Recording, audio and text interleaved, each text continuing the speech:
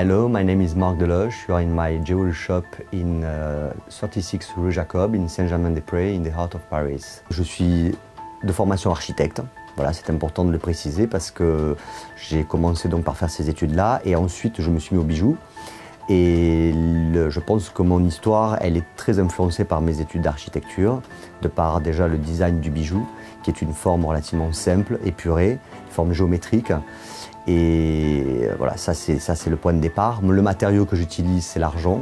C'est un matériau de prédilection pour moi, qui est un matériau noble, qui assure la pérennité du bijou. Je sors des nouveaux modèles tout le long de l'année, sans suivre forcément le rythme des saisons. Toujours en argent, un petit peu en or également, pour une collection particulière de joaillerie qu'on présente une seule fois par an, à une date bien précise, qui est pendant la Fashion Week du mois d'octobre à Paris.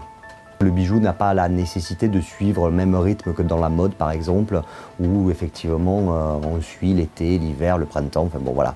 Moi, je trouve que c'est pas, moi, je me retrouve pas là-dedans. Il me semble que c'est mieux de fonctionner comme ça parce que je trouve que justement le bijou, il est pérenne, il est un peu intemporel, quoi, quelque part.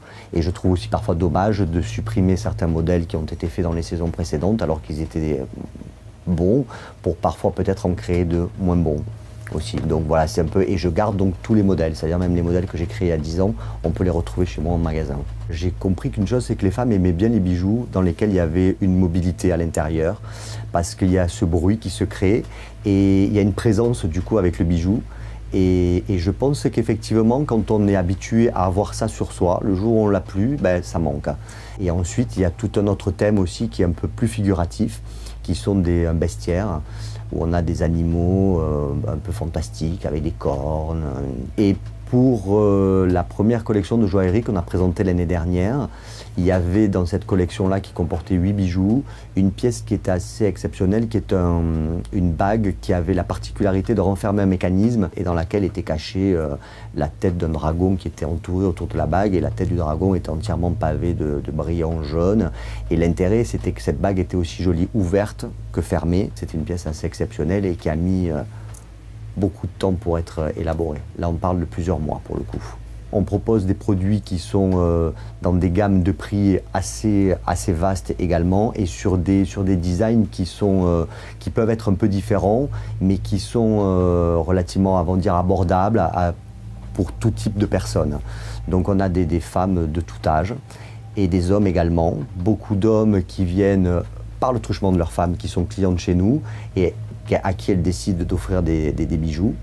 Et je parle plus de bijoux mixtes que de bijoux proprement dit destinés aux hommes, ce que je trouve d'autant plus intéressant parce que ça peut être aussi des bijoux partagés justement avec son conjoint.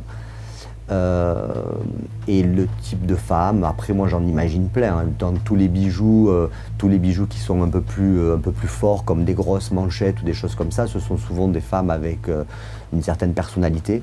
Mais j'aime à dire que dans le magasin on peut trouver différents types de bijoux en fonction des humeurs que la femme peut avoir le matin. Si elle se sent guerrière par exemple, elle peut prendre une grosse manchette ou un plastron par exemple en métal découpé.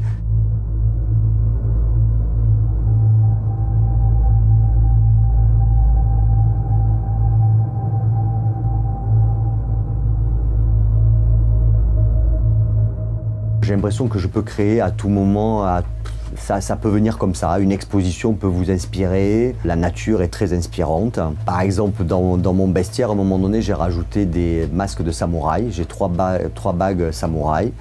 Et ça, c'était lors d'une exposition que j'étais allé voir au Quai Branly, justement sur les samouraïs, que j'avais trouvé extraordinaire. Je trouvais que ces armures, pour moi, c'était comme des bijoux, mais c'était des bijoux à porter, quoi, en fait. Ça a été un des éléments qui m'a inspiré. Ensuite, comme je vous l'ai dit, j'ai quand même une inspiration qui est très liée à la géométrie et aux formes relativement simples.